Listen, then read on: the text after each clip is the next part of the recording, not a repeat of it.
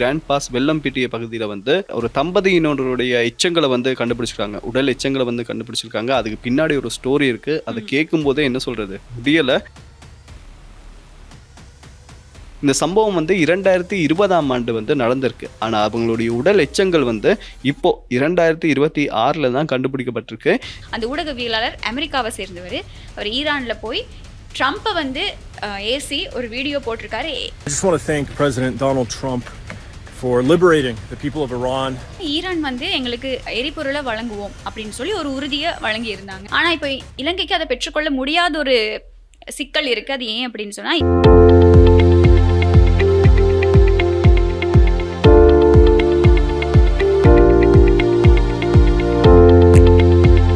வணக்கம் கனுஷியா.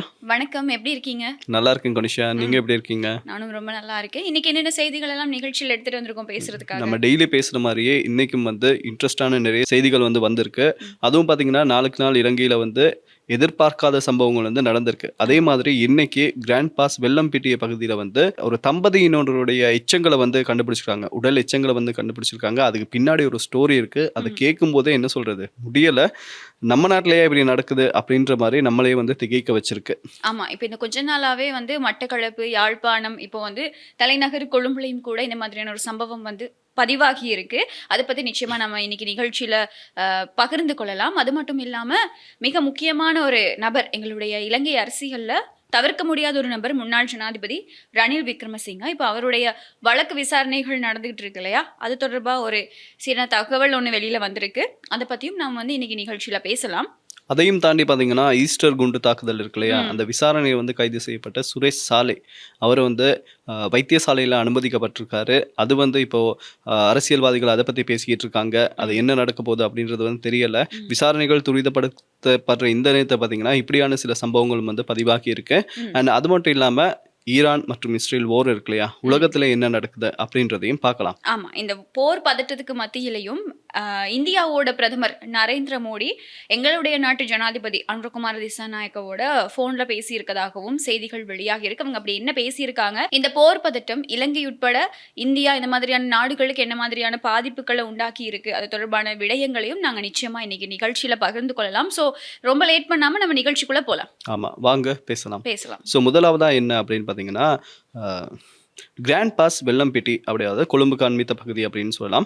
அந்த பகுதியில வந்து ஒரு வீட்டுல இருந்து அதனுடைய பின்பக்கம் இருக்கு இல்லையா, இந்த கால்வாய் அப்படின்னு சொல்லுவாங்க, அதுல இருந்து 2 பேருடைய உடல் எச்சங்கள் வந்து மீட்கப்பட்டிருக்கு. அதுவும் யாரு அப்படின்னு பாத்தீங்கன்னா, அவங்க வந்து அந்த புதைக்கப்பட்ட வீடு இருக்கு இல்லையா, அதுக்கு பக்கத்து வீட்டுல வாழ்ந்தவங்க அப்படின்னு தான் சொல்றாங்க. அந்த ஏரியா பகுதியில வாழ்ந்தவங்களாம். இவங்க வந்து கடைசி 2020ஆம் ஆண்டு கொரோனா காலகட்டம் இருக்கு இல்லையா, அப்போ வந்து காணாம போயிருக்காங்க. அப்ப காணாம போனதுக்கு அப்புறம் பாத்தீங்கன்னா இவங்களுடைய சொந்தக்காரங்க வந்து போலீஸ்ல வந்து என்ட்ரி போட்டிருக்காங்க. எல்லாம் போட்டாலுமே பதில் வந்து தெரியல. ஸோ இப்படியான நேரத்துல தான் நேற்று அந்த உடல் எச்சங்கள் வந்து மீட்கப்பட்டிருக்கு. இதுக்கு பின்னாடி இருக்க கதை வந்து இது என்ன சொல்றது, இப்போ நம்ம பக்கத்து வீட்டுக்காரங்களோட அடிக்கடி சண்டை வருது அப்படின்னு வச்சுக்கோங்களேன். அந்த சண்டை வந்து சில நேரம் சுமூகமா வந்து முடிஞ்சிடும். ஆனா அது வந்து ஒரு கொலையா வந்திருக்கு. கொலை மட்டும் இல்லாம பாத்தீங்கன்னா அந்த உடலை வந்து துண்டு துண்டா வெட்டி அதை வந்து வீட்டுக்கு பின்னாடி புதைச்சி, அதை என்ன சொல்றது, நான் அன்னைக்கே சொல்லியிருந்தேன் இதெல்லாம் நாங்கள் வந்து இந்தியாவில் தான் கேள்விப்பட்டிருப்போன்ட்டு. அது இப்போ நம்ம நாட்டில் நடக்குது. அதே மாதிரி நீங்கள் சொன்ன மாதிரி தலைநகர் கொழும்புல கூட இப்படியான சில சம்பவங்கள் வந்து பதிவாகியிருக்கு. சரி, இந்த சம்பவம் என்ன நடந்திருக்கு அப்படின்னு பார்த்தீங்கன்னா, இப்போ பக்கத்து வீட்டு சண்டையாக தான் இந்த சம்பவம் வந்து நடந்திருக்கு. அண்ட் அந்த கைது செஞ்சுருக்காங்க இல்லையா, அவங்க வந்து போதைப் பொருளுக்கு அடிமையானவங்களா. ஸோ அவங்க வந்து அக்கம் பக்கத்தில் இருக்க எல்லாரோடையுமே சண்டை போட்டுட்டு தான் இருந்திருக்காங்க. ஸோ இப்படியான நேரத்தில் குறிப்பிட்ட அந்த தம்பதி இருக்கு இல்லையா, இவங்களுக்கு வந்து அடிக்கடி சண்டை வந்திருக்கு. இப்படியான கட்டத்தில் ஒரு கட்டத்தில் இவங்களை வந்து கொன்று அவங்க வீட்டுக்கு பின்னாடி புதைச்சிருக்காங்க. அதுவும் யாருக்குமே தெரியாமல் புதைச்சிருக்காங்க. இந்த சம்பவம் வந்து 2020ஆம் ஆண்டு வந்து நடந்திருக்கு. ஆனா அவங்களுடைய உடல் எச்சங்கள் வந்து இப்போ 2026ல தான் கண்டுபிடிக்கப்பட்டிருக்கு. இது எப்படி நடந்திருக்கு அப்படின்னு பாத்தீங்கன்னா, அந்த கொலை பண்ணாங்க இல்லையா, அதுல ஒரு கேர்ள் ஒருத்தவங்க இருந்திருக்காங்க. அவங்களுடைய தோடு இருக்கு இல்லையா, அந்த தோடை இந்த கொலை செய்த தம்பதிகள் வந்து இப்ப ரீசெண்டா போட்டுட்டு போயிருக்காங்களா. அப்போ அவங்களுடைய சொந்தக்காரங்க யாரோ பார்த்துட்டு இந்த தோடு வந்து அவங்க தானே போட்டிருந்தாங்க அப்படின்ற மாதிரி அவங்களுக்கு ஒரு டவுட் வந்திருக்கு. அதை வந்து இவங்க போலீஸ்ல தெரியப்படுத்ததான் அதுக்கப்புறம் தான் விசாரணைகள் வந்து சூடுபிடிக்க ஆரம்பிச்சு இந்த தம்பதிகளை கைது செஞ்சு விசாரிக்கும் போதுதான் அவங்க உண்மையை வந்து ஒத்துக்கிட்டு இருக்காங்க. இந்தியால தான் இந்த மாதிரியான சம்பவங்கள் பதிவாகும் அப்படிங்கிறத தாண்டி எனக்கு இந்த கதையை கேட்கும்போது ஒரு படத்துல வர்ற விடயங்கள் மாதிரியே படத்துல நடக்கக்கூடிய விஷயங்கள் மாதிரியே இருக்கு. 2020 அப்படின்னா இப்போ 2026ல இருக்கோம். கிட்டத்தட்ட 6 வருஷம் விசாரணைகள் நடந்துகிட்டு இருந்திருக்கு. அதுவும் அந்த ஒரு தோட வச்சே முறைப்பாடு வழங்கப்பட்டு இந்த விசாரணைகள் சூடு பிடிக்கப்பட்டு இவ்வளவு தீவிரமா கண்டுபிடிச்சிருக்காங்க அப்படின்னா, அதான் நான் அடிக்கடி எங்களோட நிகழ்ச்சியில சொல்றது ஒண்ணுதான். எங்களுடைய நாட்டுல நடக்கக்கூடிய நிறைய குற்றச்சம்பவங்களுக்கு பின்னாடி இருக்கிறது ஒண்ணு இந்த போதைப் பொருள், இல்லாட்டி இந்த பண ஆசை. இது 2ம் தான் இருக்கும். இந்த சம்பவத்துல அது இன்னும் நிரூபணமாகி இருக்கு. போதைப் பொருள் பயன்படுத்தி இருக்காங்க. போதைப் பொருள் பாவனை செய்யக்கூடிய 2 பேர் தான் இந்த கொலையாளிகள் அப்படின்னு சொல்லி. அதான் இந்த மாதிரியான சம்பவங்கள வந்து நாங்க வெறுமனே செய்தியா கேட்டுட்டு தட்டி விட்டுட்டு போகாம, இதுல இருந்து நம்ம ஒரு லெசன் எடுத்துக்கணும், விழிப்புணர்வோட இருக்கணும். இந்த மாதிரியான சம்பவங்கள் பதிவாகுது அப்படிங்கிறது தொடர்பா எங்களோட சொசைட்டில இருக்கக்கூடியவங்க, நம்ம பழகக்கூடியவங்க, இப்ப நீங்க பக்கத்து வீட்ல இருக்காங்கன்னு சொல்றீங்க. நீங்க சொல்ற மாதிரி பக்கத்து வீட்ல இருக்கிறவங்க வந்து ஏதாவது வாய் தர்க்கம் வரலாம். அப்படியே அந்த பிரச்சனை தீவிரமடைஞ்சாலுமே கூட என்ன கதைக்காம விடுவாங்களே தவிர, இந்த மாதிரி கொலை பண்ணுவாங்களா அப்படிங்கிறது வந்து கேள்விக்குறிதான். ஆனா அப்படியும் சம்பவங்கள் நடக்குது ம். அப்படிங்கிறதுக்கு இது ஒரு சாட்சியா இருக்கு. அதே மாதிரி பார்த்தீங்கன்னா, கொலை செய்யப்பட்ட தம்பதிகள் இருக்காங்க இல்லையா? அவங்க வந்து 62 வயசு, 60 வயசு அப்படின்னு தான் சொல்றாங்க. ஸோ இவங்க வந்து வயசான ஆட்களா தான் இருப்பாங்க. ஸோ அவங்களுக்கு தான் இப்படியான ஒரு சம்பவம் நடந்திருக்கு. இப்ப எனக்கு என்ன தோணுது அப்படின்னு பார்த்தீங்கன்னா, இப்போ வந்து ரீசென்ட்டா நமக்கு தெரிய வர்றதால ஓகே. இதே மாதிரி நமக்கு தெரியாம எத்தனை சம்பவங்கள் இலங்கையில நடந்திருக்கும். நிச்சயமா. ம். வெளியவே வராம, விசாரணைகளே நடக்காம, ஈவன் கம்ப்ளைண்ட் கூட பண்ணாம நிறைய சம்பவங்கள் வந்து பதிவாகி இருக்கலாம். தெரியாது உண்மைக்குமே. ஓகே. இப்போ இதே மாதிரி இப்போ கொஞ்ச நாளாவே இலங்கையில நிறைய சம்பவங்கள், குற்ற சம்பவங்கள் பதிவாகிட்டு இருக்கு. அதுல வந்து இப்போ இதுவும் அந்த லிஸ்ட்ல சேர்ந்துருக்கு. இதுக்கு முன்னாடி 2, 3 நாட்களுக்கு முன்னாடி என்ன நடந்திருந்தது அப்படின்னா, மட்டக்களப்புல ஒரு சம்பவம் பதிவாகி இருந்தது. எல்லாருக்குமே ஞாபகம் இருக்கும்.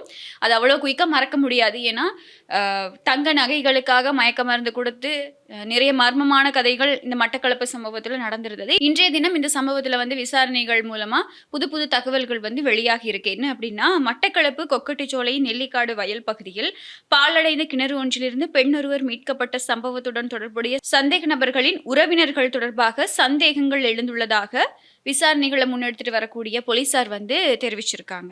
இந்த சம்பவம் தொடர்பாக கைது செய்யப்பட்டு தடுப்பு காவலில் வைக்கப்பட்டிருக்கக்கூடிய 3 சந்தேக நபர்களோட உறவினர்கள் தொடர்பாக நிறைய சந்தேகங்கள் எழுப்பப்பட்டிருக்காங்க. முக்கியமா அந்த சந்தேக நபர்களோட உறவினர்கள் வந்து எந்த விதமான ஒரு தொழிலுக்குமே போகிறது கிடையாது அப்படிங்கிற ஒரு தகவல் இப்போ வெளியாகி இருக்கு. நீங்க சொன்ன மாதிரி நானும் அந்த நியூஸை பார்த்தேன். அது வந்து எனக்கே சில விஷயங்கள் வந்து ஆச்சரியமா தான் இருந்துச்சு. இப்போ வந்து இது வந்து முதலே ஒரு டவுட் வந்து இப்போ பக்கத்து வீட்டுக்காரங்களோ இல்லாட்டி யாராவது வந்து போலீஸ்ல ஒரு இன்ஃபர்மேஷன் கொடுத்திருந்தாலே அப்பவே அவங்க வந்து விசாரிக்க ஆரம்பிச்சிருப்பாங்க இல்லையா? ஏன்னா அவங்க என்ன சொல்றாங்க அப்படின்னு பாத்தீங்கன்னா, உறவினர்கள் வந்து வேலைக்கே போறது இல்ல, அவங்களுக்கு ஒரு இன்கமே இல்ல. ஆனா அவங்க எப்படி ஒரு முச்சக்கர வண்டி வாங்குறதுக்கு ரெடியா இருக்காங்க, கார் வாங்கி இருக்காங்க. ஸோ இது வந்து நமக்கே வந்து சந்தேகமா இருக்கும் இல்லையா? அதே மாதிரி அந்த சந்தேக நபர்கள் என்ன சொல்றாங்க அப்படின்னு பாத்தீங்கன்னா, நியூஸ் வந்து வெளியில வந்திருக்கு. அவங்க வாங்காம அவங்களுடைய உறவினர்கள் மூலம் வாங்க ட்ரை பண்ணிருக்கலாம் அப்படின்னு சொல்லியிருக்காங்க. ஸோ இப்படியான விசாரணைகள் தான் இப்ப நடந்துகிட்டு இருக்கு. விசாரணைகளை நிறைய விஷயங்கள் வந்து தெரிய வருது. அது மட்டும் இல்லாம இன்னைக்கு இலங்கை போலீசார் வந்து ஒரு அறிக்கை ஒன்று விடுத்திருக்காங்க பொதுமக்கள் கிட்ட. உங்களுடைய தங்க நகைகளை நீங்க கவனமா பாத்துக்கோங்க அப்படின்ற மாதிரி சில தகவல்கள் வந்து வெளியிட்டிருக்காங்க. ஏன்னா நாட்டு நிலவரம் அப்படி இல்லையா இருக்கு. அங்க யாழ்ப்பாணத்துல பாத்தீங்கன்னா இப்படி ஒரு சம்பவம் நடந்திருக்கு, விரிவுரையாளருடைய சம்பவம் நடந்திருக்கு, மட்டக்களப்புல இப்படி ஒரு சம்பவம் நடந்திருக்கு, நேத்து கொழும்புல இப்படியான உடல் எச்சங்கள் வந்து கண்டுபிடிக்கப்பட்டிருக்கு. ஸோ போலீசாரால வந்து எல்லா மக்களுக்குமே பாதுகாப்பு கொடுக்க முடியாது இல்லையா? ஸோ மக்கள் அவங்க வச்சிருக்க தங்க நகைகளா இருக்கட்டும், பணமா இருக்கட்டும், அது மேல கொஞ்சம் கவனமா இருக்க சொல்லி இலங்கை போலீசாரா அறிவிச்சிருக்காங்க. பொதுவா எங்களோட நாட்டுல வந்து பெரிய பெரிய நிகழ்ச்சிகள் இருக்கு இல்லையா? ஏதாவது ஒரு பெரிய கோயில் ஒரு திருவிழாவா இருக்கட்டும், அப்படி இல்லைன்னா இந்த தலதா மாளிகையில் நடக்கக்கூடிய ஒரு திருவிழா, இந்த மாதிரி பெரிய நிகழ்ச்சிகள் நடக்கிற சந்தர்ப்பங்கள்ல தான் அங்க வரக்கூடிய பொதுமக்களுக்கு இந்த வெசாக் பண்டிகையில பர்ச்சேஸ் பண்ணும்போது, நியூ இயருக்கு பர்ச்சேஸ் பண்ணும்போது, இந்த மாதிரியான சந்தர்ப்பங்கள்ல தான் பொதுமக்களுக்கு ஒரு அறிவித்தல் விடுப்பாங்க போலீசார். என்னன்னா, நீங்க பர்ச்சேஸ் பண்ணும்போது கூட்டமா இருக்கிற இடங்கள்ல வந்து உங்களுடைய தங்க நகைகளை நீங்க பத்திரமா பாத்துக்கோங்க, திருடர்கள் இருப்பாங்க, திருடிடுவாங்க அப்படின்னு நிச்சயமா அந்த ஒரு அறிவித்தல் விடுக்கப்படும். ஆனா இப்போ எங்களோட நாட்டுல இது எப்படி ஆயிடுச்சுன்னா, இது டே டு டேல லைஃப்ல நம்ம வந்து கண்டிப்பா கடைபிடிக்க வேண்டிய ஒரு விஷயமா மாறிடுச்சு. எங்களுடைய நகைகளா இருக்கட்டும், எங்களுடைய பெருமதியான பொருட்களா இருக்கட்டும், இதை நாங்களே பாதுகாத்துக்கிறது அப்படிங்கிறது இப்போ நாம வளமையை விட இன்னும் கொஞ்சம் கவனம் அதிகமா எடுத்துக்கக்கூடிய ஒரு சூழ்நிலை எங்களுடைய நாட்டுல உருவாகி இருக்கு. இப்போ நடக்கக்கூடிய சம்பவங்களால இது வெளிச்சத்துக்கு வந்திருக்கு. மட்டக்களப்பு சம்பவத்துல இப்போ இந்த உறவினர்கள் மேல சந்தேகம் எழுப்பப்பட்டிருக்கிறது வந்து இந்த விசாரணைகளுக்கான இன்னொரு ஸ்டெப்பா தான் பார்க்கப்படுது. ஏன்னா கைது செய்யப்பட்ட 3 பேர் பேருக்குள்ளேயே விசாரணைகள் வந்து உள்ளடங்காம அதையும் தாண்டி உறவினர்கள் மேலேயும் சந்தேகங்கள் எழுப்பப்பட்டிருக்கு. அவங்க வேலைக்கு போகல அப்படிங்கிற விஷயம் தெரிய வந்திருக்கு. ஆனாலும் வேலைக்கு போகலனாலும் அவங்க சொத்துக்களை சேர்த்திருக்காங்க அப்படிங்கிற விஷயம் வந்து தெரிய வந்திருக்கு. அப்போ இதெல்லாம் வந்து இந்த மட்டக்களப்பு சம்பவத்துல இன்னொரு விசாரணைகள்ல நடந்த ஒரு ஸ்டெப்பா தான் பார்க்கப்படுது. மற்றது வந்து இந்த மட்டக்களப்புல நடந்த சம்பவம் இப்போ இதெல்லாம் வச்சு பார்க்கும்போது உறவினர்கள் சொத்து சேகரிச்சு இருக்காங்க, அவங்க வந்து வேலைக்கு போகல, இதெல்லாம் வச்சு பார்க்கும்போது ஒருவேளை இந்த மாதிரி இந்த 2 பேர் மட்டும் கிடையாது, இதுக்கு முன்னாடி இன்னும் நிறைய சம்பவங்கள் பதிவாகி இருக்கலாமோ, இந்த மாதிரி இன்னும் நிறைய பேர் கொலை பண்ணி இருக்கலாமோ, உயிரிழந்திருக்கலாமோ, இந்த கிணத்துல மட்டுமே இல்லாம இன்னும் வேற வேற பகுதிகளில் அவங்க வந்து கொலை செய்யப்பட்டு புதைச்சிருக்கலாம், எரிச்சிருக்கலாம், அப்படி ஏதாவது நடந்திருக்கலாமோ அப்படிங்கிற நிறைய சந்தேகங்கள் வந்து எழுப்பப்பட்டிருக்கு இந்த விசாரணைகள் மூலமா. எழுப்பப்பட்டிருக்கு. அதோட எங்களுக்கே எழும்பும் இல்லையா?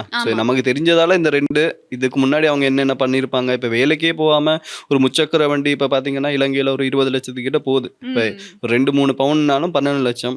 மிச்சத்தை அவங்க என்ன பண்ணியிருப்பாங்க? ஸோ அதுக்கு இவங்க வந்து ஏதாவது ஒன்று சொல்லியிருப்பாங்க, ஏதாவது ஒன்று செஞ்சுருப்பாங்க. ஸோ ஆக மொத்தத்தில் பார்த்தீங்கன்னா தங்களுடைய அன்றாட வாழ்க்கையை நடத்துறதுக்கு அவங்க இதையே தான் ஒரு தொழிலாக பண்ணிக்கிட்டு இருந்திருப்பாங்க அப்படின்ற மாதிரி தான் நிறைய பேர் வந்து கருத்து சொல்கிறாங்க. அண்ட் ஸ்பெஷலி இன்னைக்கு ஸ்ரீலங்கா போலீஸ் வந்து சொன்னாங்கன்னு சொன்னேன் இல்லையா? ஸோ அவங்க என்ன சொல்ல வராங்க அப்படின்னு பார்த்தீங்கன்னா, ஆடம்பரம் காட்டாதீங்க, ஆடம்பரத்துக்காக நகைகளை போடாதீங்க, அப்படி போட்டிங்கன்னா அது நம்மளுக்கே பிரச்சனையாக முடியும் அப்படின்ற மாதிரி தான் சில விஷயங்களை வந்து சொல்லியிருக்காங்க. அதோட பயணம் செய்யும் போது யாராவது வந்து உங்களுக்கு வந்து பேசினாலோ, உங்களுக்கு நம்பிக்கை தர்ற மாதிரி பேசினாலோ, ஏதாவது சாப்பிட தந்தாலோ அப்படி ஏதாவது பண்ணாதீங்க அப்படின்ற மாதிரி ஒரு பொதுமக்கள் கிட்ட வந்து ஒரு ரிக்வெஸ்ட் ஒன்று வச்சிருக்காங்க. ஆமா, இந்த சந்தேக நபர்களா கைது செய்யப்பட்ட 3 பேர்ல ஒருத்தர் வந்து 22 வயசு. அப்ப அவர் ரொம்ப சின்ன, இப்போதான் அவங்களோட இளமை காலம் வந்து ஆரம்பிச்சிருக்கு. இந்த மாதிரியான ஒரு டைம்ல இவ்வளோ பெரிய ஒரு குற்ற செயலோட வந்து தொடர்பு பட்டிருக்கிறது தான் கொஞ்சம் கவலையா இருக்கக்கூடிய விஷயம். ஏன்னா கல்வி, தொழில், வாழ்க்கையிலே நல்ல ஒரு காலப்பகுதி அப்படிங்கிறது வந்து எங்களுடைய இளமை பருவம் அப்படின்னு சொல்லுவோம். ஸோ அதையும் விட்டுட்டு இந்த மாதிரியான குற்ற செயல்களுக்கு வந்து தொடர்பு பட்டிருக்கிறது வந்து எங்களோட இளம் சமுதாயத்து மத்தியில் கொஞ்சம் கவலை எழுப்பக்கூடிய ஒரு விஷயமா தான் பார்க்கப்படுது. பார்ப்போம், இது வரைக்கும் விசாரணைகள் இவ்வளவு தகவல்கள் வெளியாகி இருக்கு. இனி வரும் காலங்கள்லையும் நிறைய தகவல்கள், புது புது தகவல்கள் வெளியாகலாம். அதனால குற்றம் இழைத்தவர்கள் நிச்சயமா தண்டிக்கப்படுவாங்க. பொறுத்திருந்து பார்ப்போம் விசாரணைகளோட முன்னோட்டம் எப்படி இருக்கு அப்படின்னு சொல்லி. இதே மாதிரி விசாரணையோட முடிவுல வந்து கொடுக்கப்படுற தண்டனை வந்து கொஞ்சம் என்ன சொல்ல, அந்த தண்டனையை பார்த்து இனிமேலும் இப்படியான காரியங்கள் செய்கிறவங்களுக்கு இது ஒரு பாடமாக இருக்கிற மாதிரி தண்டனைகள் கொடுக்கப்படும் போது நாட்டில் இப்படியான பிரச்சனைகள் குறையும் அப்படின்ட்டு நாங்கள் எதிர்பார்க்கலாம். ஆமாம், நிச்சயமா தண்டனை வந்து பெருசாக இருக்கணும். அப்போ தான் இன்னொருத்தர் வந்து இந்த மாதிரியான ஒரு செயலை வந்து செய்கிறத யோசிக்கிறத கூட ஸ்டாப் பண்ணுவாங்க. அப்படி ஒரு யோசனை வந்தாலே இந்த தண்டனை ஞாபகம் வர அளவுக்கு ஒரு தண்டனை வழங்கப்படணும் அப்படிங்கிறது தான் எல்லாருடைய எதிர்பார்ப்பாகவும் இருக்குது. சரி, நாட்டில் வந்து இப்படியான சில விஷயங்கள் நடக்கும்போது நம்ம கொஞ்ச நாளாக இதை பற்றி பேச மறந்துட்டோம் இல்லை, இதை பற்றி நியூஸே வரல. அது என்ன நியூஸ் அப்படின்னு பார்த்தீங்கன்னா, ஈஸ்டர் ஞாயிறு குண்டு தாக்குதல் இருக்கு இல்லையா? அதில் இந்த விசாரணையில் வந்து சுரேஷ் சாலை அப்படின்றவர் வந்து கைது பண்ணாங்க. கைது பண்ணதுக்கு அப்புறமா பார்த்தீங்கன்னா சில அரசியல்வாதிகள் வந்து பதறிக்கிட்டு இருந்தாங்க. ஐயோ என்ன நடக்க போதோ, அவர் நல்லவர் வல்லவர், நமக்காக அவ்வளவு செஞ்சிருக்காரு, நாட்டுக்காக அவ்வளவு செஞ்சிருக்காரு, அவர் விட்டுருங்க, கையெழுத்து எல்லாம் வாங்கி நிறைய விஷயங்கள் 1,00,000 பேர்கிட்ட கையெழுத்தெல்லாம் வாங்கி அப்படி இப்படி செஞ்சாங்க. அண்ட் ஆரம்பத்திலே எனக்கு ஒரு டவுட் வந்துச்சு, என்ன இவ்வளோ நாளாக ஹாஸ்பிட்டல் போல, என்னாச்சு அப்படின்னு நான் வந்து யோசிச்சுக்கிட்டே இருந்தேன். ஸோ அதே மாதிரி சம்பவம் வந்து நடந்திருக்கு. என்ன அப்படின்னு பார்த்தீங்கன்னா, சுரேஷ் சாலை அவருக்கு வந்து திடீர் உடல்நல குறைவு வந்து வந்திருக்கான். ஸோ அதனால் இவர் வந்து கொழும்பு தேசிய வைத்தியசாலையில் ICU, அதாவது விசேட சிகிச்சை பிரிவில் வந்து அனுமதிக்கப்பட்டு இப்போ நல்லா இருக்காரு அப்படின்ற மாதிரி செய்திகள் வந்து வெளியாகி இருக்கு. ஓகே, இப்போ கொழும்பு தேசிய வைத்தியசாலையில் ஒரு சிகிச்சை பெற்றுட்டு இருக்காரு. அதான் இப்போ சாதாரணமாகவே சிறைச்சாலைக்கு எங்களுடைய அரசியல்வாதிகளாக இருக்கட்டும், பெரிய பெரிய பதவிகளில் இருந்தவங்களாக இருக்கட்டும் போனாங்க அப்படின்னா திடீர்னு சுகஈனம் அவங்களுக்கு வந்துடும். ஏன்னா ஆடம்பரமாகவே வாழ்ந்து பழகிட்டாங்க, ரொம்ப சொகுசாக வாழ்ந்து பழகிட்டாங்க. அதனால அவங்களுக்கு இந்த மாதிரியான சிக்கல்கள், இந்த மாதிரியான உடல்நல பிரச்சனைகள் வர்றது வந்து கேள்வி கிடையாது. நிச்சயமாக வந்து ஆகணும். நீங்கள் சொன்ன மாதிரி வரலைன்னா தான் ஏதாவது ஒரு சிக்கல், ஏன் வரல அப்படிங்கிற மாதிரி பிரச்சனை ஒன்று இருக்குது அதில். அதே மாதிரி இப்போ சுரேஷ் சாலையும் வந்து வைத்தியசாலையில் அனுமதிக்கப்பட்டிருக்காரு. நாங்கள் கூடிய சீக்கிரம் அவர் நல்லபடியாக உடல் நலம் சீராகி மறுபடியும் சிறைச்சாலையில் போய் இருக்கணும் அப்படிங்கிறதுக்கு வந்து நாங்கள் இறைவனை பிரார்த்திக்கின்றோம் அப்படின்னு தான் சொல்லணும். இப்போ நீங்கள் மருத்துவ சிகிச்சை, வைத்திய சிகிச்சைன்னு சொல்லும்போது எனக்கு ஞாபகம் வருது, ரணில் விக்ரமசிங்க, முன்னாள் ஜனாதிபதி ரணில் விக்ரமசிங்க அவங்க வந்து இப்போது அவருடைய வைத்திய சிகிச்சைக்காக வெளிநாட்டில் தானே இருக்காரு. ஆனால் அவரை பற்றி இப்போ முக்கியமான ஒரு தகவல் வந்து இலங்கையில் பரவலாக பேசப்பட்டு வருது. அது என்ன அப்படின்னு சொன்னால், இப்போ அவர் மேலே இருக்கிற ஒரு குற்றச்சாட்டு ஒன்று இருக்குது தானே, வழக்கு விசாரணைகள் நடந்துட்டு இருக்கு. அவர் குற்றவாளியா இல்லையாங்கிறது எங்களால் சொல்ல முடியாது. ஏன்னா அது வந்து சுயாதீனமாக நீதிமன்றத்தோட தீர்மானம். இப்போ ஒரு தகவல் பரவலா பேசப்பட்டு வருது என்ன அப்படின்னு சொன்னா, முன்னாள் ஜனாதிபதி ரணில் விக்ரமசிங்க லண்டனுக்கு போனாரு. அவருடைய லண்டன் விஜயம் தான் இப்போ இவர் ஒரு பெரிய சிக்கல்ல மாட்டியிருக்கு. அவர் அங்க போன அந்த பல்கலைக்கழகம் இருக்கு இல்லையா, அந்த பல்கலைக்கழகம் மூலமா அதிகாரப்பூர்வமா ஒரு லெட்டர், ஒரு இமெயில் வந்திருக்கு அப்படின்னு சொல்றாங்க. வந்ததா இல்லையா அப்படின்னு சொல்லி ஒஃபிஷியலா இன்னும் எங்கேயுமே சொல்லப்படல. வந்திருக்காம். அது என்ன அப்படின்னா, அதிகாரப்பூர்வமா தான் ரணில் விக்ரமசிங்கவுக்கு அழைப்பு விடுக்கப்பட்டது. அவர் தனிப்பட்ட பயணம் எதுவுமே மேற்கொள்ளல. அவர் தனிப்பட்ட ரீதியில எங்களுடைய அழைப்பு ஏற்று வரல.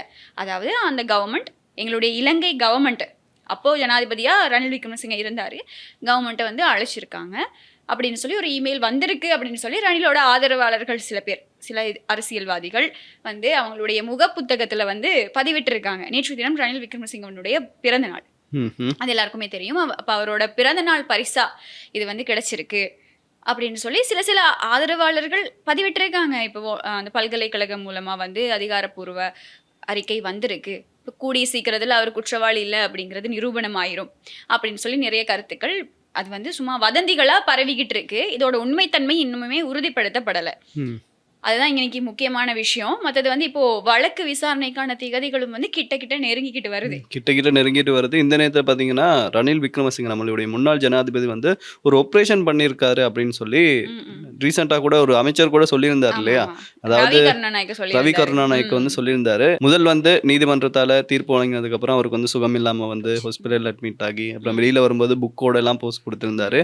ஸோ இந்த முறை வந்து தீர்ப்புக்கு, அதாவது இந்த முறை வந்து நீதிமன்ற வழக்கு வந்து டேட் வந்து கிட்ட வரும்போது இப்போ வந்து ஆபரேஷன் வேற நடந்திருக்கு. ஸோ என்ன நடந்துக்கும் அப்படின்னு தெரியல. ஆதரவாளர்களும் அவங்களுக்கு ஆதரவா நிறைய கருத்துக்கள் வந்து சொல்லிக்கிட்டு இருக்காங்க. அதே மாதிரி புலம்பெயர் ஊடகவியலாளர் சனத் பாலசூரிய அவருடைய முகப்புத்தகத்தில், அவருடைய ஃபேஸ்புக்கில் வந்து இந்த விஷயம் தொடர்பாக ஒரு பதிவை முன் வச்சிருக்காரு. அந்த பதிவு சிங்கள மொழியில் இருக்குது. அதை நான் வந்து தமிழாக்கத்தில் சொல்கிறேன். என்ன அப்படின்னா, இவரை பற்றி இந்த வதந்திகள் பரவிக்கிட்டு வருது இல்லையா, இந்த பல்கலைக்கழகம் மூலமாக ஒஃபிஷியலாக வந்து மெயில் வந்திருக்கு அப்படின்ற பரவுற இந்த வதந்திகளுக்கு அவர் ஒரு பதில் வழங்கியிருக்காரு. என்ன அப்படின்னா, ஃபேஸ்புக் வழக்கு விசாரணையாளர்கள், ஃபேஸ்புக்கில் இவ்வளோ பேசிக்கிட்டு இருக்காங்க இல்லையா, அவங்கள வந்து அவர் அடையாளப்படுத்தியிருக்காரு. எப்படின்னா, ஃபேஸ்புக் வழக்கு விசாரணையாளர்கள் அப்படின்னு மென்ஷன் பண்ணியிருக்காரு. அவர் வந்து ஒரு விஷயம் அதில் கேட்டிருக்காரு. என்ன அப்படின்னா, இந்த மர்மமான அழைப்பிதழ் பற்றிய உண்மையான தகவல்கள் எங்களிடம் உள்ளன. பல்கலைக்கழகத்தால் அனுப்பப்பட்ட மின்னஞ்சலில் உண்மையில் என்ன இருக்கிறது? அந்த அழைப்பிதழ் ஒரு அதிகாரப்பூர்வமான தூதரக அழைப்பிதழா இல்லையா? அந்த அழைப்பிதழ் கடிதம் எப்படி வந்தது? அந்த அழைப்பிதழ் குறித்த குறிப்புகள் எங்கே? யார் இதை பற்றி அறிந்திருந்தனர்? இந்த சம்பவம் பற்றி யார் அறியாமல் இருந்தனர்? இது எல்லா டீட்டெயில்ஸும் எங்களுக்கு தெரியும். கொஞ்சம் பொறுமையா இருங்க, வழக்கு விசாரணை நடக்க போகுது. அந்த விசாரணையப்போ உங்களுக்கு உண்மைகள் எல்லாமே மிக தெளிவாக தெரிய வரும்.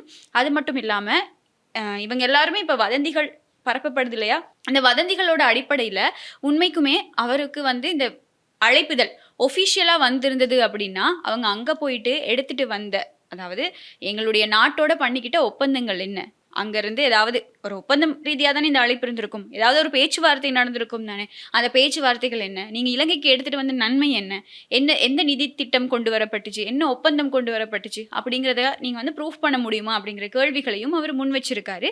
அதே மாதிரி ஃபேஸ்புக் வழக்கு விசாரணையாளர்கள் கொஞ்சம் பொறுமையாக இருங்க, வழக்கு விசாரணை வந்து முறையான விதத்தில் நீதிமன்றத்தில் நடக்கும். அப்போ இந்த உண்மைகளுக்கான பதில் எல்லாமே கிடைக்கும், எங்ககிட்டையும் பதில் இருக்குது அப்படின்னு வந்து இவர் சொல்லியிருக்காரு. அவருடைய உத்தியோகபூர்வ ஃபேஸ்புக் பக்கத்தில் அவர் பதிவிட்டிருக்காரு. இப்போ இப்படி தான் இந்த தகவல்கள், இது வந்து ஒரு ஃபேஸ்புக் போராட்டமாக, சமூக வலைத்தள போராட்டமாக போய்கிட்டு இருக்கு. ஒரு தரப்பு இந்த ரணிலோட ஆதரவாளர்கள் வந்து இது உண்மைதான், அதிகாரப்பூர்வ பயணம் தான் அப்படிங்கிறது வந்து ப்ரூஃப் பண்ணுறதுக்காக என்னென்னமோ பண்ணிக்கிட்டு இருக்காங்க. அதே மாதிரி இப்போ இதுக்கு வந்து நம்ம எதுவும் பேச முடியாது, எந்த தீர்ப்புக்கும் நம்ம கடைசி வரைக்கும் வர முடியாது, ஏன்னா வழக்கு விசாரணையில் இருக்குது.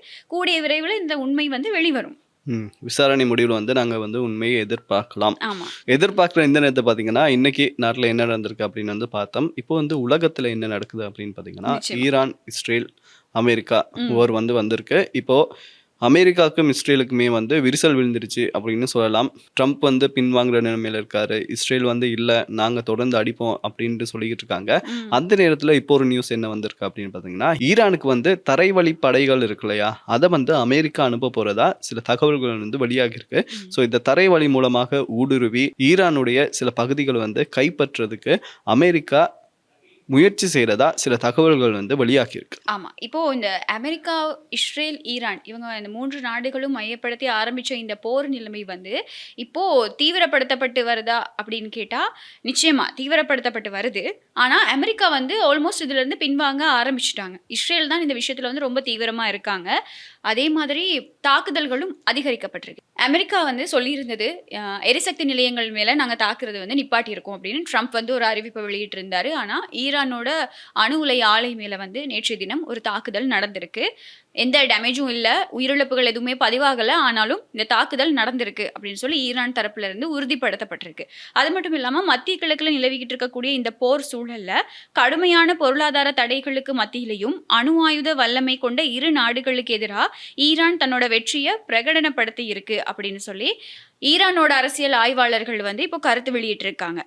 அப்படின்னா அந்த அமெரிக்காவையும் இஸ்ரேலையும் தோக்கடிச்சிட்டு ஈரான் வின் பண்ணிருச்சு அப்படிங்கிறத நம்ம எடுத்துக்கலாம் அப்படின்னு சொல்லி அங்கே இருக்கக்கூடிய அரசியல் ஆய்வாளர்கள் இப்போ கருத்து வெளியிட்டிருக்காங்க. என்ன அப்படின்னா, நேற்றைய தினம் ட்ரம்ப் வந்து ஒரு 15 அம்ச திட்டத்தை வந்து முன் வச்சிருந்தாரு ஈரானுக்கு. அதில் முக்கியமான 3 விஷயம் சொல்லப்பட்டிருந்தது. என்ன அப்படின்னு சொன்னால், ஈரான் அணு ஆயுத உற்பத்தியை வந்து நிறுத்தணும். அது மட்டும் இல்லாமல் 5 வருஷத்துக்கு ஏவுகணை உற்பத்தியையும் நிறுத்தியாகணும். ஹிஸ்புல்லா அமைப்புக்கு சப்போர்ட் பண்ணுறதை ஸ்டாப் பண்ணணும். இப்படியெல்லாம் நீங்கள் ஸ்டாப் பண்ணீங்க, இதெல்லாம் பண்ணீங்க அப்படின்னு சொன்னால், நாங்கள் அமெரிக்கா வந்து உங்களுக்கான இந்த எக்கனாமிக் நிபந்தனைகள் இருக்கு இல்லையா, இது எல்லாத்தையுமே நாங்கள் நீக்கிடுவோம், போர் தொடுக்கிறத நிப்பாட்டிடுவோம் அப்படின்னு சொல்லி ஒரு சுமூகமான பேச்சுவார்த்தைக்கு அமெரிக்காவோட ஜனாதிபதி டொனால்ட் ட்ரம்ப் வந்து முன் வந்திருக்காரு. பாகிஸ்தானோட ஆர்மி ஆஃபீஸர் மூலமாக ட்ரம்ப் வந்து இந்த விஷயத்தை ஈரானுக்கு தெரியப்படுத்தியிருக்காரு.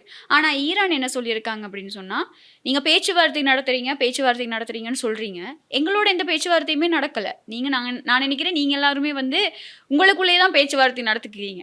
அமெரிக்காவுக்குள்ளேயே தான் பேச்சுவார்த்தை நடக்குதே தவிர எங்களோட எந்த பேச்சுவார்த்தையுமே நடக்கலை. நாங்கள் இந்த நிபந்தனைகளுக்கு நாங்கள் வரவும் இல்லை, பேச்சுவார்த்தைக்கு நாங்கள் வரவும் இல்லை. நீங்கள் பின்வாங்கணுமா இருந்தால் நீங்கள் முறையாக மன்னிப்பு கேட்டு நீங்கள் பின்வாங்குங்க, எங்களுக்கு அது பிரச்சனை கிடையாது. ஆனால் நாங்கள் வந்து இந்த மாதிரி நிபந்தனை முன் வச்சு பேச்சுவார்த்தை நடத்தி அதுக்கு நாங்கள் இணக்கம் தெரிவித்து இதை முடிக்கணும் அப்படிங்கிற எந்த ஒரு அவசியமுமே கிடையாது.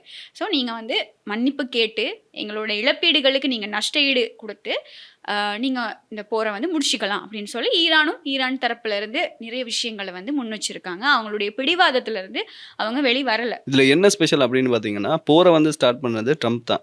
ஸோ அவரே இப்போ வந்து இயலாத கட்டத்துல முடிச்சுக்கலாம் அப்படின்ற நிலைமைக்கு வந்து வந்துட்டாரு. ஆனா ஈரான் இருக்காங்க இல்லையா, அவங்க வந்து இப்போ கூட முடிக்கிறதுக்கு அவங்க வந்து விருப்பப்படல அப்படின்னு தான் சொல்லணும். எவ்வளவு தூரம் நீங்க அடிக்கிறீங்களோ அதுக்கு நாங்க திருப்பி அடிப்போம் அப்படின்ற நிலைமையில தான் இப்போ ஈரான் இருக்காங்க. மற்றது இன்னொரு விஷயமும் சொல்லியிருக்காங்க. அமெரிக்க படைகளுக்கு ஈரான் விடுத்துள்ள அருகே வாருங்கள் அப்படின்னு சொல்லி ஒரு நேரடியான ஒரு எச்சரிக்கையை விடுத்திருக்காங்க. கம் க்ளோசர் அப்படின்னு சொல்லி ஒரு எச்சரிக்கையை விடுத்திருக்காங்க. 20 வருஷமா அமெரிக்க படைகளோட வருகைக்காக தான் நாங்கள் காத்துக்கிட்டு இருக்கோம் அப்படின்னும், அவங்க நெருங்கி வந்தாங்களா இருந்தா நேரடி மோதலுக்கு நாங்களும் தயாரா இருக்கோம் அப்படின்னு சொல்லி ஈரான் ராணுவம் வந்து ஒரு எச்சரிக்கையை முன் வச்சிருக்கு. அது மட்டும் இல்லாம இப்போ ஒரு வீடியோ வந்து வைரல் ஆகிக்கிட்டு இருக்கு. அமெரிக்காவோட ஜேர்னலிஸ்ட், அமெரிக்காவோட ஊடகவியலாளர் ஒருத்தர் என்ன பண்ணியிருக்காரு அப்படின்னா, ஈரான்ல அந்த இடிபாடுகளை பார்வையிடுறதுக்காக செய்தி சேகரிப்புக்காக போயிருக்காரு. அந்த இடிபாடுகளுக்கு இடையில இருந்து அவர் ஒரு வீடியோ போட்டிருக்காரு. அந்த வீடியோவில் வந்து ட்ரம்ப்பை வந்து புகழ்கிற மாதிரி ஏசியிருக்காரு. அந்த வீடியோ இப்போ ரொம்ப ட்ரெண்டிங்காக சோஷியல் மீடியாவில் போய்கிட்டு இருக்கு. ஏன்னா அந்த ஊடகவியலாளர் அமெரிக்காவை சேர்ந்தவர். அவர் ஈரானில் போய் ட்ரம்ப்பை வந்து ஏசி ஒரு வீடியோ போட்டிருக்காரு. ஏசுறதுன்னா அது வந்து வஞ்ச புகழ்ச்சின்னு சொல்லுவாங்க. அவரை பெருமையாக பேசிக்கிட்டே அவர் சில விஷயங்களை மென்ஷன் பண்ணி சொல்லியிருப்பார். அதில் முக்கியமாக ஒரு விஷயம் சொல்லியிருப்பார். என்ன அப்படின்னா, அந்த ஊடகவியலாளர், நீங்கள் வந்து இஸ்ரேலுக்கு $200 பில்லியன் வந்து செலவு பண்ணி இந்த மாதிரி ஈரானை ஒரு போர்லேருந்து காப்பாற்றிருக்கீங்களே அப்படிங்கிற ஒரு விஷயத்த வந்து சொல்லியிருப்பாரு. அந்த விஷயம் இப்போ ரொம்ப ட்ரெண்டிங்காக போய்கிட்டு இருக்கு. இந்த மாதிரி தான் மத்திய கிழக்கோட நிலைமை இருக்கு. I just want to thank President Donald Trump for liberating the people of Iran. Thank you. So kind of you. So generous of you. I mean, really, how selfless you are to spend $200+ billion on Israel and the Jewish supremacists. Thank you so much for liberating Iran. My goodness, look what you've done to the place. It's so much better already. How wonderful. Thank you. Thank you, President. Also பார்த்தீங்கன்னா Trump இருக்கார் இல்லையா, அவருடைய செல்வாக்கும் வந்து குறைஞ்சிக்கிட்டு போறதா வந்து சொல்லியிருக்காங்க. ஆமா. இந்த அமெரிக்கா மக்கள் இருக்காங்க இல்லையா, அவங்க கிட்ட வந்து ட்ரம்ப்புடைய செல்வாக்கு நாளுக்கு நாள் குறைஞ்சிக்கிட்டே போற மாதிரி இருக்காங்க. ம். ஸோ இதோட ட்ரம்ப்புடைய காலம் வந்து முடிஞ்சிரும் அப்படின்னும் நிறைய பேர் வந்து சொல்லிட்டு இருக்காங்க. இனிமே வந்து ட்ரம்ப் வந்து மக்கள் வந்து ஏத்துக்க மாட்டாங்க அப்படின்ற மாதிரி நிறைய தகவல்களை வந்து சொல்லிக்கிட்டு இருக்காங்க. ஸோ ஆக மொத்தத்தில் பார்த்தீங்கன்னா ட்ரம்ப் வந்து இதை ஆரம்பிக்காமலே இருந்திருக்கலாம்.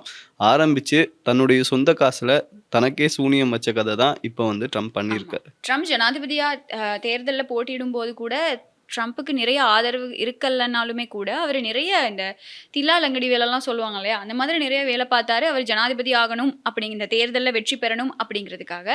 அது எல்லாமே வந்து அவர் இல்லாமல் பண்ணிக்கிட்ட மாதிரியான ஒரு செயல் தான் இந்த போரை ஆரம்பிச்சதுனால அவருக்கு நடந்தது. இஸ்ரேல் இதை வச்சு தனியாக ஒரு விளையாட்டு விளையாடிக்கிட்டு இருக்காங்க. ஒரு பக்கமாக அமெரிக்காவோட பேரை யூஸ் பண்ணிக்கிட்டு இஸ்ரேல் தனியாக ஒரு விளையாட்டு விளையாடிக்கிட்டு இருக்காங்க.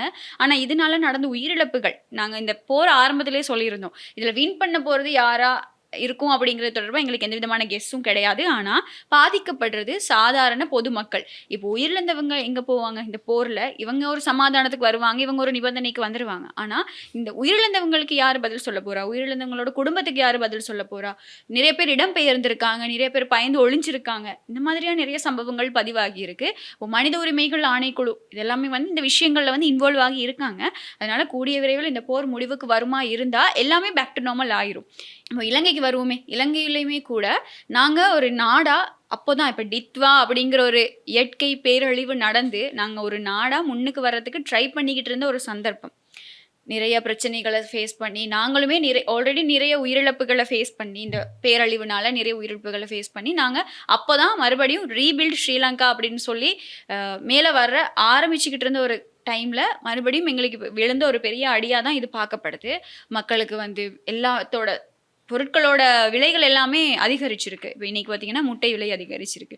இந்த மாதிரி நிறைய சம்பவங்கள் இலங்கையிலையுமே பதிவாகிட்டு வருது. அதனால எங்களை மாதிரியான நாடுகளுக்கு இது வந்து ஒரு பெரிய பாதிப்பு.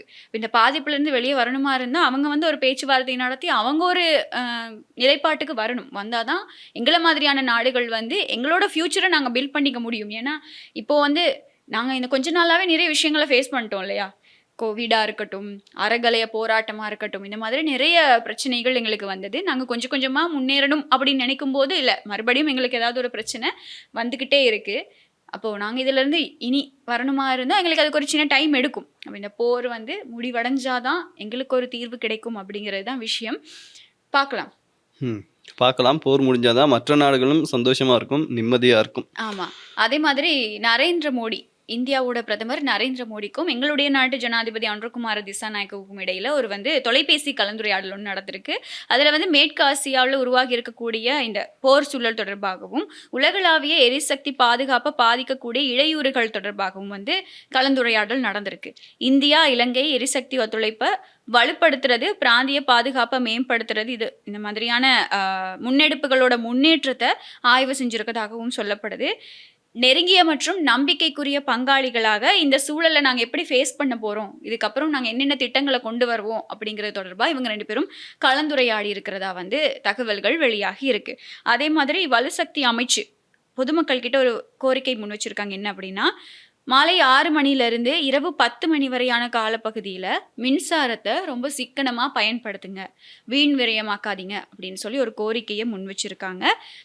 இப்போ இருக்கக்கூடிய எரிபொருள் தட்டுப்பாடு, எரிபொருள் பிரச்சனை காரணமாக இந்த விஷயத்தை வலியுறுத்தியிருக்காங்க அப்படின்னு சொல்லப்படுது. இது மட்டும் இல்லாமல் ஈரான் வந்து எங்களுக்கு எரிபொருளை வழங்குவோம் அப்படின்னு சொல்லி ஒரு உறுதியை வழங்கி இருந்தாங்க. ஈரானோட தூதுவர் வந்து பேசியிருந்தார். ஆனால் இப்போ இலங்கைக்கு அதை பெற்றுக்கொள்ள முடியாத ஒரு சிக்கல் இருக்குது. அது ஏன் அப்படின்னு சொன்னால், இலங்கை கிட்ட கப்பல்கள் இல்லை அப்படிங்கிற ஒரு பிரச்சனை இப்போ போய் தீவிரமடைஞ்சிருக்கு. என்னன்னா, இலங்கையிடம் கப்பல்கள் இல்லாத காரணத்தினால் ஈரானிடமிருந்து எண்ணெய் மற்றும் பிற வசதிகளை பெறுவதற்கு சாத்தியமில்லை அப்படின்னு சொல்லி அமைச்சர் நலிந்த ஜெயதிஸ சொல்லியிருக்காரு. அப்போ அவங்க தாரேன்னு சொன்னது கூட எங்களால் பெற்றுக்கொள்ள முடியாத ஒரு சிச்சுவேஷன். அப்போ நிச்சயமாக எரிபொருள் தட்டுப்பாடு ஃபியூச்சரில் வராமல் இருக்கணும் அப்படின்னா நாங்கள் இப்போ சிக்கனமாக பயன்படுத்தியே ஆகணும். ஆமாம், இதே மாதிரி பார்த்தீங்கன்னா இலங்கை மட்டும் இல்லை, நிறைய நாடுகள் வந்து இப்போ இதே மாதிரி தான் சொல்லிக்கிட்டு இருக்காங்க. இப்போ தென்கொரியா இருக்கு இல்லையா, அங்கே வந்து சொல்லியிருக்காங்க என்ன அப்படின்னு பார்த்தீங்கன்னா, மக்கள் வந்து குளிக்கிறத வந்து கொஞ்சம் கம்மி பண்ணுங்க, அதாவது நிறைய தண்ணி வந்து யூஸ் பண்ணி குளிக்காதீங்க, அதை ஃபோனை வந்து நைட்டில் சார்ஜ் போடாதீங்க, பகலில் வந்து சார்ஜ் போடுங்க, அப்படி இப்படின்ற மாதிரி நிறைய வந்து சொல்லியிருக்காங்க. ஸோ ஆக மொத்தத்தில் இது வந்து உலகத்துக்கே இப்போ ஒரு பெரிய பிரச்சனையாக மாறி இருக்கு. இந்த ஈரான் அமெரிக்கா இஸ்ரேல் போர் வந்து இவ்வளோ பெரிய பிரச்சனையை வந்து கொண்டு வந்திருக்கு. அதுலேயும் எங்களோட நாட்டில் இருக்கக்கூடிய எதிர்க்கட்சி தலைவர் இன்றைய தினம் ஒரு கருத்து வெளியிட்டிருக்காரு. என்ன அப்படின்னு சொன்னால், ரஷ்யாவிலேருந்து எரிபொருள் வாங்க சொல்லி, எண்ணெய் வாங்க சொல்லி நான் முதல்லே சொல்லிட்டேன், யாரும் என்னோட கருத்தை கண்டுக்கவே இல்லை அப்படின்னு சொல்லி அவர் ஒரு கருத்து வெளியிட்டிருக்காரு. இப்போது இந்த பிரச்சனை முடியுதோ இல்லையோ, எங்களுடைய அரசியல்வாதிகள் வாய மூடணுமா இருந்தால் கட்டாயம் இந்த போர் முடிவுக்கு வந்தே ஆகணும் அப்படிங்கிற மாதிரியான மக்களோட மனநிலை மாறிடுச்சு. ஏன்னா இப்போது சரி, இந்த விஷயத்தில் எங்களுடைய அரசாங்கம், அனுரகுமார் திசாநாயக்க ஜனாதிபதி தலைமையிலான அரசாங்கம் ஒழுங்கா செயற்படுதா இல்லையா அப்படிங்கிற கேள்வியை மக்கள் கேட்கறதுக்கு கூட அவங்களால முடியலை.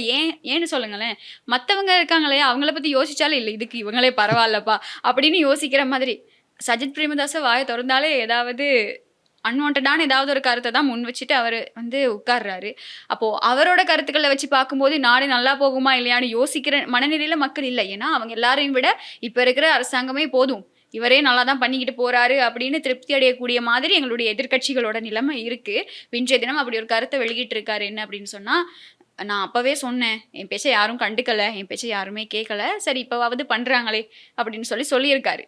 அப்போ அவருக்கும் பேசுறதுக்கு ஒரு வாய்ப்பு கொடுக்கத்தானே வேணும். பேசிக்கிட்டு இருக்காரு. பாப்போம் இந்த பிரச்சனைகள் எல்லாமே எவ்வளவு தூரத்துக்கு போய் முடிவடையுது, என்னென்ன மாதிரியான பாதிப்புகள் இலங்கைக்கு வரப்போகுது, அது அரசாங்கம் எப்படி தடுக்க போகுது அப்படிங்கிறது தான் எல்லாருடைய எதிர்பார்ப்பாகவும் இருக்கு. பார்க்கலாம், வெயிட் பண்ணி. சரி, இதே மாதிரி பார்த்தீங்கன்னா இன்னைக்கு வந்து உலகத்தில் என்ன நடக்குது, இலங்கையில் என்னென்ன நடந்திருக்கு அப்படின்றத வந்து நம்ம பார்த்தோம். இதே மாதிரி நாளைக்கும் என்னென்ன விஷயங்கள் நடக்குது அப்படின்றத பேசுறதுக்கு நாங்கள் ரெடியாக இருக்கோம். நிச்சயமா நாளை தினம் நிகழ்ச்சியோட சந்திக்கலாம். Bye bye.